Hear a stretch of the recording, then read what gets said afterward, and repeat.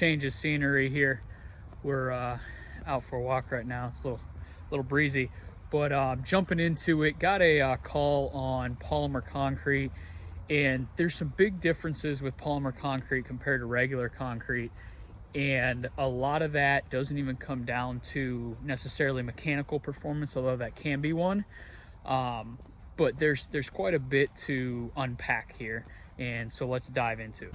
Hey guys, real quick, I do this to help you with your coatings, linings, and composite systems, whether you're working with another manufacturer, distributor, or a supplier. If you think this could help somebody that you know, please do share it with them. That way we can get the message out. Really appreciate it. Now let's get back to today's topic. With polymer concretes, when we're thinking about implementing them, is the first question is, why can't we use regular concrete? And the reason being is it's just more readily available, and concrete's great. You can use it in a lot of different places, but normally when polymer concrete comes up, you have a couple things. One, the concrete that keeps being put in there keeps failing, and two, you might have like a high acid or a high chemical environment, and you're trying to decide, okay, what can we do to protect this? And so the one is, hey, this just keeps failing, and it might just be an adhesion issue. Concrete's very bad at adhering to concrete without primers, especially if you're just doing quick pours for replacements. And with the epoxies, we can prime those surfaces a little bit different, and then ultimately that will allow us to bond better with our polymer concrete, just make that repair last longer. The second part of this is, let's say we're in a loadout zone or somewhere where there's a lot of acids or anything like that. That is going to attack concrete much more readily than, say, polymer concrete. And when I say polymer concrete, I mean epoxy concrete, and then we'll fill it with a different aggregate. There are some other types out there that I don't particularly deal with, but a lot of your manufacturers, if you're working with another epoxy guy, they will have some form of epoxy polymer concrete.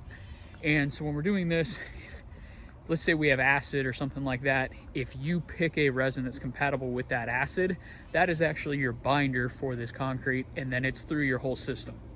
So you might switch up your aggregate, say all sand or sand with some gravel, or just all gravel, depending on what kind of mechanical loading you have on it, whether you're walking on it, some light vehicle traffic or some heavy vehicle traffic.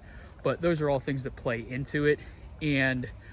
But aside from that, when we're talking about chemical resistance and really attacking concrete, that's where we'll switch up resins, either to a workhorse epoxy and use that, fill it appropriately, or we'll switch to a Novolac one.